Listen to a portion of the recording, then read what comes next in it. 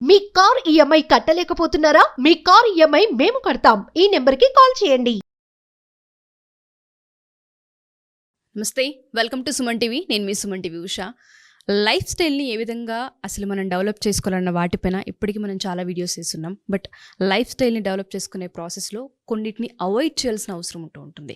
So morning ఒక్క పూట లెగిస్తే సరిపోతుందా? లైఫ్ స్టైల్ సెట్ అవుతుందా?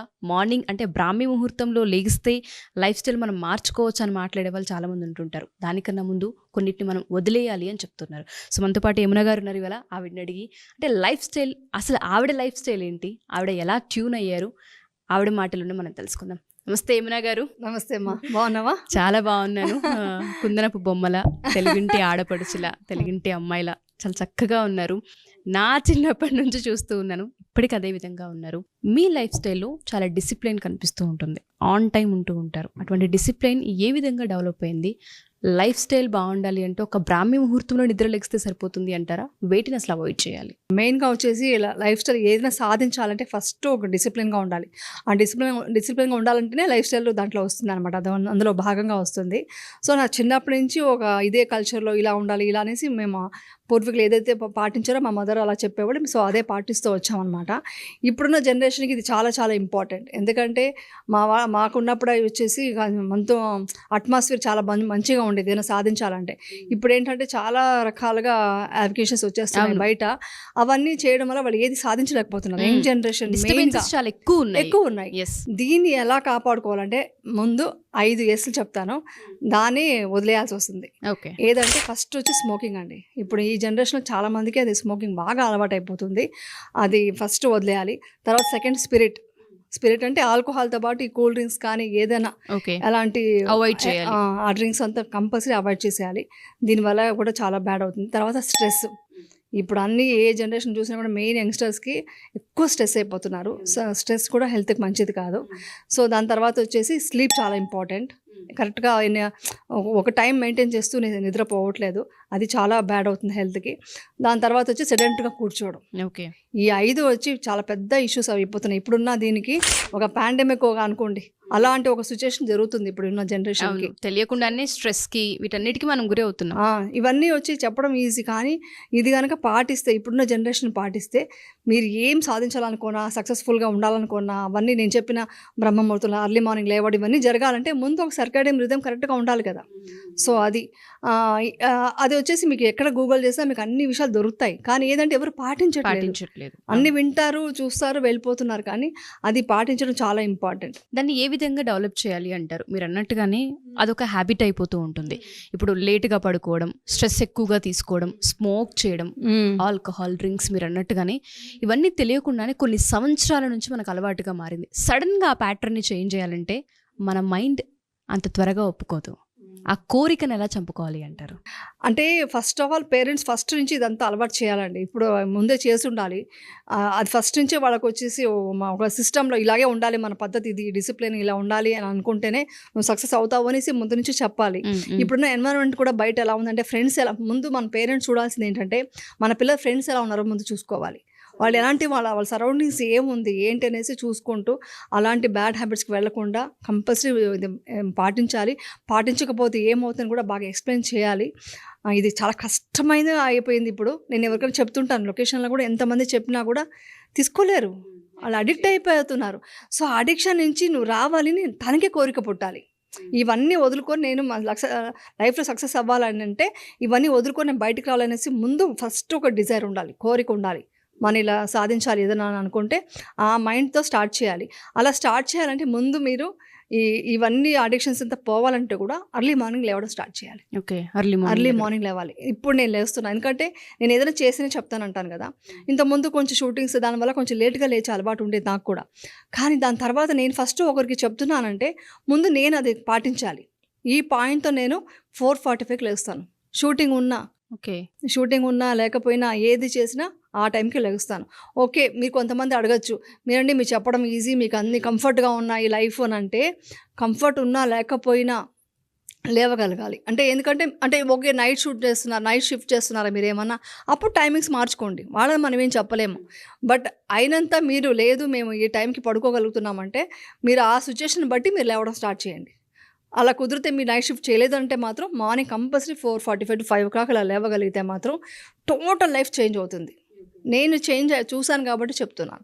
ఆ 5 లేచి మీరు ఒక స్టూడెంట్గా ఉంటే చదువుకోండి, లేదా మీరు స్టూడెంట్ కాదు వర్కింగ్ అంటే మెడిటేషన్ చేయండి, తర్వాత ఎక్సర్సైజ్ చేయండి, జర్నల్ రాసుకోండి, మీ గోల్స్ ఏముందో అది ఆలోచించుకోండి. అంటే అవన్నీ కరెక్ట్గా ఉండాలి, ప్యూర్గా ఉండాలి. సో మనం పక్కా నైతికంగా మనం బతకాలి ఫస్ట్. సో దానికి సంబంధించిన విషయాలంతా మీరు రాసుకోండి, చేసుకొని డే స్టార్ట్ చేస్తే మీకు చూడండి, మీకు ఒక 2 hours చేయాల్సిన పని మీకు 1.5 hour వర్క్ చేసేస్తారు. హాఫ్ అన్ అవర్ ముందు తగ్గించుకుంటారు. సో అంత ఎనర్జీ వస్తుంది అన్నమాట, మీకు తెలియకుండా అంత ఎనర్జీ వస్తుంది. సో అంత ఎనర్జీ మనకు ఉంటుంది మార్నింగ్ టైంలో. అవును, చాలా పాజిటివ్ ఎనర్జీ ఉంటుంది. ఎందుకంటే మార్నింగ్ వచ్చి మీరు ఆల్ఫా స్టేట్లో ఉంటారు కాబట్టి ఆ టైంలో మీరు బాగా ఫ్రీక్వెన్సీ బాగుంటుంది. అంటే నేను వెళ్తే మాట్లాడితే ధ్యానానికి వెళ్ళిపోతాను, అది వెళ్ళకుండా చెప్తాను. ఈరోజు లైఫ్ స్టైల్ గురించి మాట్లాడదాం అనుకుంటున్నాను. సో మార్నింగ్ లేవడం వల్ల మీకు చాలా ఎనర్జీ ఉంటుందండి. సో మీరు ఏదనుకుంటే సాధించగలుగుతారు. సో అందుకని ఫస్ట్ అలా లేవడం ఫస్ట్ స్టార్ట్ చేయండి. లేచి ఎక్సర్సైజ్ కంపల్సరీ అండి. ఇప్పుడున్న సిచ్యువేషన్లో ఏంటంటే మీరు కష్టపడి పని చేసేవాళ్ళు, మేము లోవర్ మిడిల్ క్లాస్ అంటే వాళ్ళు పని చేస్తున్నారు, కష్టం 1 kilometer తిరుగుతున్నారు, నడుస్తున్నారంటే వాళ్ళకి ఓకే. అది కానీ వాళ్ళైతే కంపల్సరీ ఒక 45 minutes నేను ఇప్పుడు స్టార్ట్ చేసి, అంటే నేను కొంచెం లేజీ ఎక్సర్సైజ్ విషయంలో, కానీ చెయ్యాలి, నేను చేశాకే చెప్పాలి అనే ఉద్దేశంతో నేను చేశాను. హాఫ్ అన్ అవర్ కంపల్సరీ చేస్తున్నాను. హాఫ్ అన్ అవర్ వాక్ కానీ, లేదంటే జస్ట్ ఎక్సర్సైజ్ కానీ, ఇంట్లో ఏదైనా సంథింగ్ ఏదైనా ఒక యాక్టివిటీ ఎక్సర్సైజ్ చేయండి. మీరు యోగా చేస్తారా, వాకింగే చేస్తారా, లేకుంటే సైక్లింగ్ చేస్తారా, ఏదైనా కొన్ని వెయిట్ లిఫ్టింగ్ చేస్తారా, అది కూడా చాలా ఇంపార్టెంట్. ఇప్పుడంతా వచ్చి బోన్ స్ట్రాంగ్గా ఉండాలంటే వెయిట్ లిఫ్టింగ్ చాలా కావాలి. కొంతవరకు డంబల్స్ కొంతవరకు ఇంట్లోనే చేసుకోవచ్చు. ఏ జిమ్కి వెళ్ళను, నేను ఇప్పటిదాకా వెళ్ళిందే లేదు. సో అలాంటివి చేసుకుంటూ కొంచెం ప్రాణాయామం చేసుకుంటే ఆటోమేటిక్గా ఒక 45 minutes అయిపోతుంది. లేదా మీరు హాఫ్ అన్ అవర్ పెట్టండి. మీకు అంత టైం లేదండి మాకు, మీరు చెప్పేంత ఈజీ కదంటే ఒక హాఫ్ అన్ అవర్ స్టార్ట్ చేయండి. ముందు 15 minutes చేయండి. మీరు ముందు స్టార్ట్ చేయాలి డే అంటే 15 minutes నుంచి స్టార్ట్ చేస్తూ అలా ఇంక్రీజ్ చేయండి. ఇంక్రీజ్ చేసి ఒక ఎక్సర్సైజ్ లాంటివి చేసి అక్కడి నుంచి మీరు డేని స్టార్ట్ చేయండి. ఫుడ్ కూడా వచ్చి న్యూట్రిషన్ ఫుడ్, ఇంట్లో ఫుడ్డే తినండి. మేము వర్క్ చేస్తున్నాం, బయటకు వెళ్ళిపోతున్నాం, మీరు చెప్పిన కుదరదనంటే మీరు బాక్స్లో తీసుకొని వెళ్ళండి.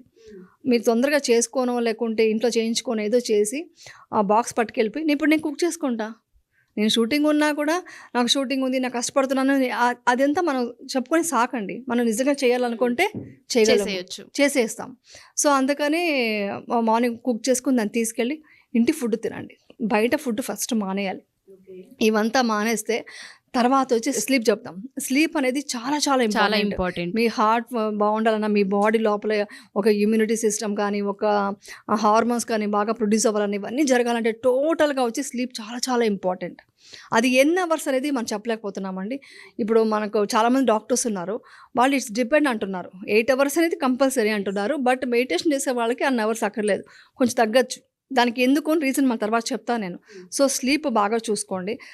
తర్వాత మీకు ఇప్పుడు మీరున్నారు, మీ వర్క్ వచ్చి ఏంటి, ఇది యాంకరింగ్ అంటే ఎప్పుడు కూర్చొనే ఉంటారు. సో కూర్చున్నా కూడా మీరు హాఫ్ అన్ అవర్ తర్వాత జస్ట్ వెళ్ళి అదే 1 hour తర్వాత వెళ్ళి వాక్ చేయడము, ఏదో మూమెంట్ ఇవ్వడం, బాడీ యాక్టివ్గా ఉండడం, మూమెంట్ ఇవ్వడం ఇంపార్టెంట్. ఊరికే అలా నడిచి 10 నిమిషాలు ఎక్సర్సైజ్ చేసాం అయిపోయింది అంటే కూడా కాదు. సో మీరు ఎంత యాక్టివ్గా ఉంటే మీ హెల్త్ బాగుంటుంది.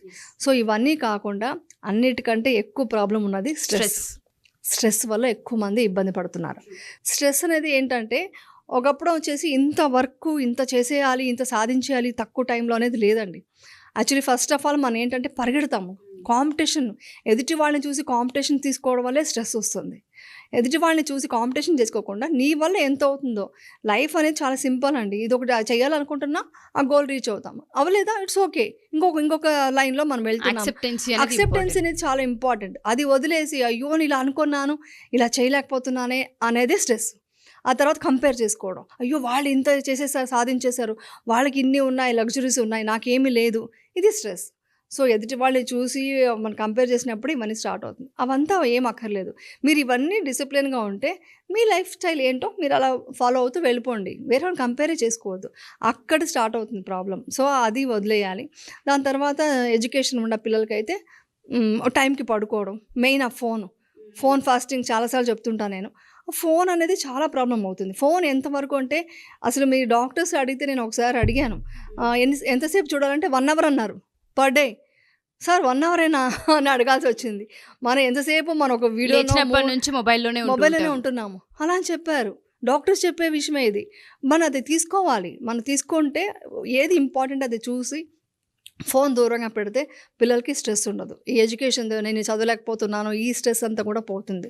సో, అది చాలా చాలా ఇంపార్టెంట్. స్ట్రెస్ నుంచి బయటపడాలంటే ఏం చేయాలి అంటారు? స్ట్రెస్ నుంచి బయటపడాలంటే ఉన్నది ఏకైక మార్గము, ఇది నేను చెప్పడం కాదు, టోటల్‌గా సైన్సే చెప్పింది.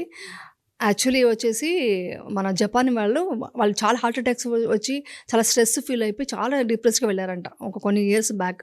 వాళ్ళు రీసెర్చ్ చేసి ఏంటి ఇలా జరుగుతుంది, యంగ్‌స్టర్స్ అది కూడా 30 to 35 అలా ఉన్న వాళ్ళు ఇలా ఇదైపోతుంటే ఏంటి, ఎందుకంటే వాళ్ళకి వర్క్ ఎక్కువ. జపనీస్ వాళ్ళు ఎక్కువ వర్క్ చేస్తారు. స్ట్రెస్ ఎక్కువైపోయి ఏం చేయాలో అర్థం కాకుండా వాళ్ళు సెర్చ్ చేసినప్పుడు వాళ్ళు మన ఇండియా నుంచి తీసుకున్నది ఏంటంటే మెడిటేషన్. ఎలా అంటే వాళ్ళు సెర్చ్ చేశారు, వచ్చి ఇక్కడ కొంతమంది బుద్ధిస్ట్ మాంక్స్ ఉంటారు కదా, వాళ్ళని చెక్ చేశారు, వాళ్ళకి మెడిటేషన్ ఎలా చేస్తున్నారు ఏంటి అనేసి. వాళ్ళని తర్వాత మెడిటేషన్ చేయని వాళ్ళ బ్రెయిన్ స్కాన్ చేశారు. బ్రెయిన్లో వచ్చి 3 పార్ట్స్ ఉంటాయండి. ఒకటి వచ్చి బ్రెయిన్ స్టెమ్ అంటారు, దాని తర్వాత వచ్చి లింబిక్ బ్రెయిన్ అంటారు, ఫ్రంట్లో వచ్చి మెమ్లిన్ బ్రెయిన్ అంటారు, ఫ్రంట్లో ఉంటుంది.